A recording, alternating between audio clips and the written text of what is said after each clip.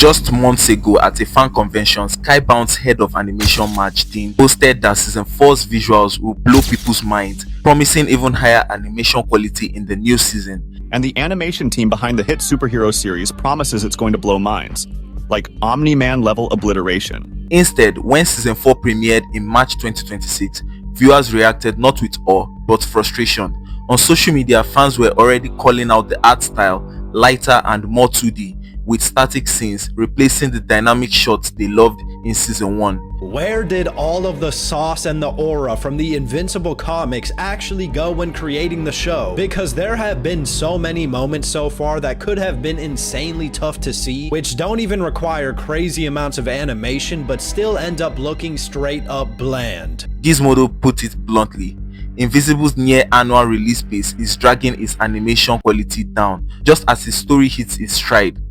Fighting so you can watch everyone around you die! Think, Mark! This gap between promise and reality has become the very controversy that hooks us into asking what really changed behind the scenes. What happened to Invincible burst onto screens in 2021 as a bold, bloody adaptation of Robert Kirkman's hit comic. It quickly became a cultural phenomenon, one of the most successful animated series for adults to date. Thanks to its gripping storytelling and cinematic animation style, season 1's premiere stunned audiences with high-impact fight scenes and detailed 3D rendered environments, giving it a premium feel. The series struck a chord by blending character drama with hyper-violent superhero action. This impact was so strong that after season 1 streamed, Amazon immediately renewed Invincible for 2 more seasons. Fans and critics lauded how the show pushed the boundaries of adult animation, its complex characters and emotional beats felt earned, and the visuals fueled by CGI backgrounds and dynamic lighting set a new standard. The excitement was real, the viewers were talking, memes were flying, and the world of animation seemed to have a new heavyweight champ in its ring.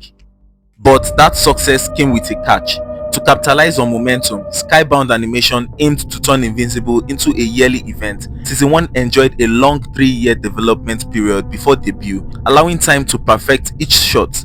In contrast, season 2 to 4 were produced on roughly 1-year cycles. The animation team openly acknowledged the challenge. Busy episodes of 45 to 50 minutes, each packed with big fight scenes and complex visuals, were now being animated almost like mini movies. To meet these deadlines, the team deliberately changed their approach. Marge Dean explains that season 1 was CGI heavy, but going into season 2, they scaled that back. In other words, the showrunners pivoted away from the lush 3D background and dramatic lighting that defined season 1 in favor of a faster hand-drawn 2D pipeline. This was meant to streamline production and cut costs. The result is exactly what fans see: flatter colors, simpler environments, and character animated with fewer frames. It's not laziness so much as a conscious efficiency move by the studio, one that would fundamentally alter Invincible's look. Things are gonna be different now, aren't they? I was starting to feel like we were getting close to some version of normal. Now we have seen why the art style shifted, but to grasp the full picture, we need to examine what happened when these production trade-offs played out.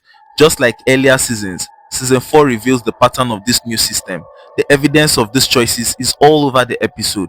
Key fights receive more polish, while dialogue scenes or filler moments often lean on static shots. If you want to understand the true extent of these changes, look at season 4 as a case study. Nolan, there's no way back from where you are. You murdered people. You extinguished families. The team discovered that once you lock in an annual release, every part of the show must adjust, from storyboarding to lighting, and these adjustments have very visible consequences. Let's dive into exactly how and why that bridge was burned. It's not enough to say what changed. We have to understand why viewers feel Invincible stumbled. The core issues stem from those production choices. Fans have been vocal. Many note that character movements feel stiff and the fights lack the punch of season 1. For example, fans observe that characters are often safe in all scenarios and fight scenes don't have the intensity or weight they used to. Some others note that it took side-by-side comparisons for some viewers to notice how season 4's animation had dulled compared to season 1. These complaints are echoed by critics. The direct summarizes that most fans point to Invincible's animation as the show's weak point, with many sequences feeling static or unpolished as animators are forced to cut corners to fit the budget. So why does this matter so much? Because when the visuals don't support the action, the storytelling suffers too. Invincible lives by its spectacular confrontations, and when those land with less impact, the emotional payoff can falter. Fans on X explicitly called out issues like the color design, shading, and lighting as culprits.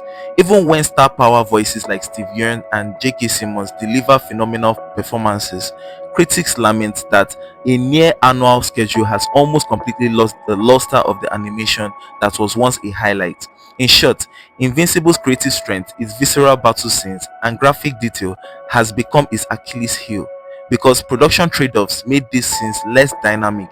Scenes that should feel breathtaking instead sometimes feel plain. So guys, what do you think?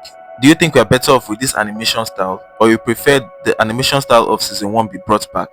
Drop your thoughts in the comments, and if you enjoy smart movie or series breakdown like this, hit like, subscribe, and turn on notifications so you do not miss the next one. Catch you guys in the next one. Peace.